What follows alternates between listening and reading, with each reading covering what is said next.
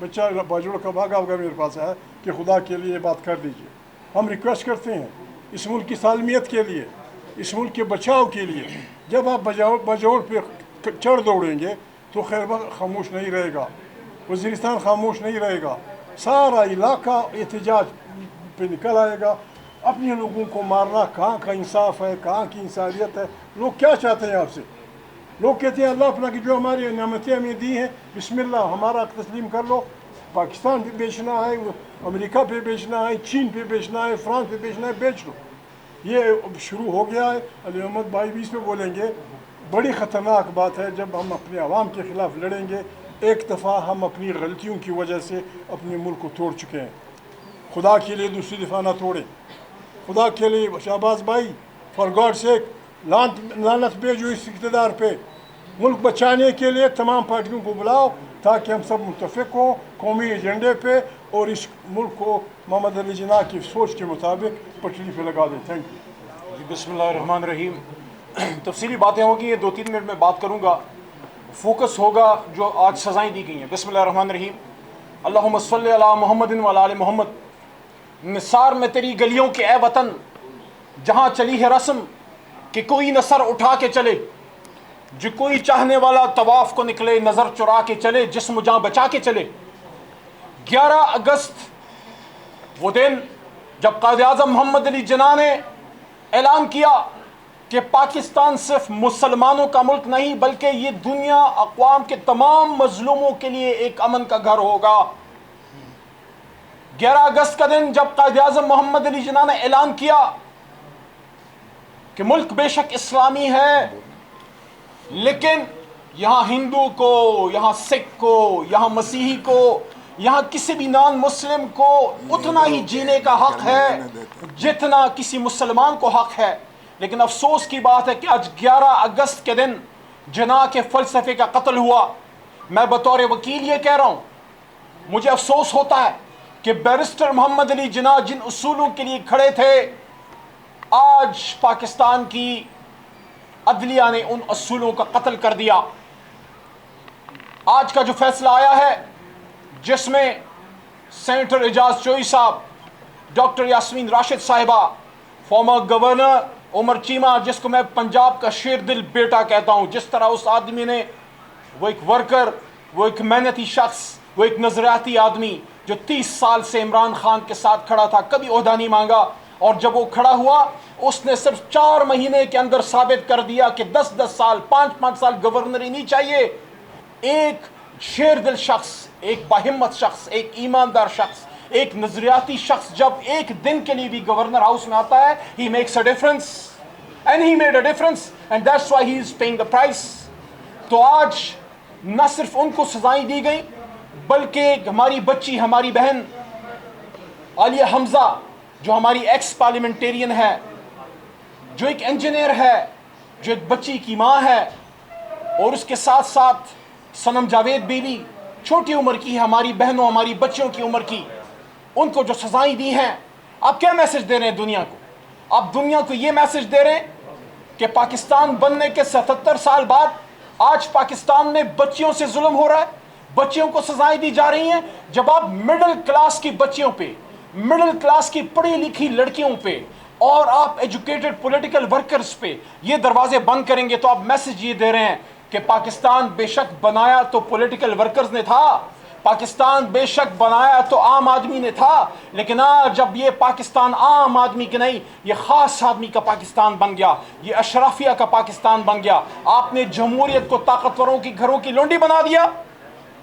कहाँ गया जिन्ना का वो फैसला, कहाँ गया जिन्ना का वो स्टेटमेंट जो उन्होंने स्टाफ कॉलेज में 1948 में दिया था, जब कायद-ए-आज़म मोहम्मद अली जिन्ना ने कहा। आज चकजई साहब ने 11 अगस्त की स्पीच का एक हवाला दिया, मैं 1948 की स्पीच का हवाला देता हूं कि जब कायद-ए-आज़म ने आर्म फोर्सेस को कहा कि it is we the civilians who are going to make the policies and you are suppose to obey those policies. मैं आज हुकूमत वक्त पे सवाल उठाता हूँ, मैं शख्सियात के पीछे कभी नहीं गया, ना मैं शख्सियात की हर्जा सराई करता हूँ, लेकिन हर ओहदे की एक तकरीम भी है, उसकी एक जिम्मेदारी भी है। फॉरेन अफेयर्स वज़ीर आज़म का काम है। मैंने मीडिया पे اور قومی اسمبلی میں ڈیمانڈ کی ہے، اور آج آپ کے سامنے پورے پاکستان کے سامنے ڈیمانڈ کرتا ہوں کہ ہمارے آرمی چیف امریکہ گئے ہیں، 1.5 مہینے میں 2 بار گئے ہیں، کسی ملکی امور کے لیے گئے ہوں گے، ضروری امور کے لیے گئے ہوں گے، لیکن ہمارا یہ حق بنتا ہے کہ قوم کو بتایا جائے کہ وہاں کیا ملاقات میں کیا باتیں ہوئیں، ٹرمپ صاحب سے گفتگو میں کیا باتیں ہوئیں، کیونکہ ٹرمپ سے ملاقات کا استحقاق وزیر اعظم پاکستان کا تھا۔ اگر ہمارے آرمی چیف گئے ہیں فبہا، لیکن قومی اسمبلی کو ان کیمرہ بتایا جائے کہ یہ جو 2 ملاقاتیں ہوئی ہیں اور جو ہو رہی ہیں اس میں کیا ڈسکس ہوا ہے، تاکہ قوم بھی آپ کے فیصلوں کے ساتھ کھڑی ہو۔ اور ہم یہ بھی توقع کرتے ہیں کہ ہمارے آرمی چیف جو ایک اسلامی فوج کے سربراہ ہیں، انہوں نے امریکہ جا کے غزہ پہ ضرور بات کی ہوگی، انہوں نے امریکہ جا کے ضرور اس بات کا ان کو کہا ہوگا کہ جو ظلم ہو رہا ہے امریکہ اسرائیل سے یہ کہے کہ بس کرو اور یہ ظلم بند کرو۔ ہم اس ملک میں جمہوریت چاہتے ہیں، ہم یہ سمجھتے ہیں کہ عمران خان صرف ایک شخص نہیں، ایک سوچ کا نام ہے۔ عمران خان کے ساتھ آج پوری پاکستانی قوم کیوں کھڑی ہے؟ وہ لوگ جو رجیم چینج میں عمران خان کے خلاف تھے، جو رجیم چینج میں ان 47 والوں کے ساتھ تھے، آپ نے دیکھا کہ آہستہ آہستہ کرتے کرتے وہ رجیم چینج کے ان کے حصہ دار آج عمران خان صاحب کے ساتھ کھڑے ہیں۔ ان کو اپنی غلطیوں کا احساس ہو گیا ہے کہ رجیم چینج غلط تھا، ان کو احساس ہو گیا کہ امریکہ کی ایما پہ حکومتیں بدلنا غلط تھا، ان کو احساس ہو گیا کہ اسٹیبلشمنٹ کا اس طریقے سے سیاست میں رول جو ہے وہ غلط تھا۔ میں آج اپنی جماعت کی طرف سے یہ بھی کہتا ہوں کہ اسٹیبلشمنٹ سے جب عمران خان بات کرنے کی بات کرتے ہیں طاقتوروں سے، کبھی بھی بات کا مقصد یہ نہیں ہے کہ ان کو ہٹا کے ہمیں گھوڑے پہ بٹھاؤ، نہیں۔ اگر ایسی بات ہوگی تو علی محمد، اسد قیصر، ثناء اللہ مستی خیل، اچکزئی صاحب، سردار لطیف کھوسا، ہم ان باتوں کے خلاف ہوں گے۔ عمران خان کا نقطہ آئینی ہے، وہ یہ کہہ رہے ہیں کہ آپ بیچ میں سے نکل جائیں، ہم عوام کے لوگ ہیں، ہم نے یہ ملک بنایا ہے، ہمارے پرکھوں نے آزاد کیا تھا، ایک سیاسی جدوجہد سے آزاد کیا تھا، گھوڑے کے پیٹھ پہ بیٹھ کے نہیں آزاد کیا تھا، ہم اس کو چلا سکتے ہیں۔ جب آپ اپنے روایتی رول میں جاتے ہیں ہم آپ کو سر آنکھوں پہ بٹھاتے ہیں، لیکن آپ جب اپنے رول کو کراس کرتے ہیں وہاں پھر گلہ ہوتا ہے۔ ایک شہید کے گھر کون سا سیاسی لیڈر ہے جو نہیں جاتا؟ کون سا سیاسی لیڈر ہے جو شہید کو اون نہیں کرتا؟ علی محمد اون کرتا ہے، عمران خان اون کرتا ہے، اچکزئی اون کرتا ہے، اسد قیصر اون کرتا ہے، بیرسٹر گوہر، سب اون کرتے ہیں۔ لیکن ہم یہ کہتے ہیں کہ یہ جو شہادتیں ہو رہی ہیں خدا را سمجھیں کہ قوم لاکھوں کی تعداد میں کھڑی ہو رہی ہے، ممن میں کھڑی ہو رہی ہے، باجوڑ میں کھڑی ہو رہی ہے، وزیرستان میں کھڑی ہو رہی ہے، وہ خیبر ڈسٹرکٹ میں تیرہ میں کیوں کھڑے ہو رہے ہیں؟ لاکھوں لوگ ہاتھوں میں امن کے جھنڈے لے کے کھڑے امن مانگ رہے ہیں۔ خدا را ان پختونوں کو عزت دیں، خدا را ان پختونوں کی جانوں کی عزت کی، مال و جان کی حفاظت کریں۔ یہ تو وہ پختون ہے جو بغیر وردی کے بارڈر پہ کھڑے تھے جب عمران خان وزیر اعظم تھے اور شاہ محمود وزیر خارجہ تھے۔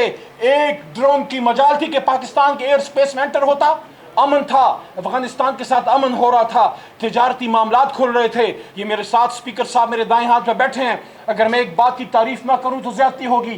جس طریقے سے اسد قیصر صاحب غلام خان میں، تورخم میں اور پورے بارڈر میں وہ کوشش کر رہے تھے کہ ہمارے تجارتی راستے کھلیں اور سینٹرل ایشیا تک ہماری تجارت پھیلے۔ آج اس قوم کو ایک سیاسی استحکام کی ضرورت ہے، آج اس قوم کو عمران خان کی ضرورت ہے، اور ہم آج 11 اگست کے دن صرف ایک ڈیمانڈ کرتے ہیں، ہمیں اور کچھ نہیں چاہیے، ہمیں جناح کا پاکستان چاہیے، ہمیں جناح کا پاکستان دے دو، اپنا پاکستان اپنے گھر واپس لے جاؤ۔ ہماری نہ اسٹیبلشمنٹ سے لڑائی ہے، نہ نون لیگ سے لڑائی ہے، ہماری لڑائی اس سوچ سے ہے جو عوام کو اقتدار کے سنگھاسن سے نکال کر ڈرائنگ روموں میں فیصلے کرتے ہیں۔ پاکستان ڈرائنگ روم میں نہیں بنا تھا، پاکستان ان کھلے میدانوں میں، ان کھلیانوں میں ایک سیاسی موومنٹ سے بنا تھا۔ اور آخری بات، بڑے دکھ کے ساتھ وہ تصویر پورے پاکستانی دیکھیں جب باجوڑ کی ایک ماں ایک گاڑی کے ڈالے میں بیٹھ کے اپنے سامان کے ساتھ حیران و پریشان کہ اپنے ملک میں 85-90 سال کی عمر میں پھر بے گھر ہو گئی، اس کو کس بات کی سزا دی جا رہی ہے؟ باجوڑ کی بوڑھی ماں کس بات کی سزا وہ کھا رہی ہے؟ وہ اس بات کی سزا کھا رہی ہے کہ ملک کا لیڈر، امت کا لیڈر جیل میں ہے اور اقتدار کے بھوکے، اقتدار کے پیاسے ایوانوں میں ہیں۔ آج ہمیں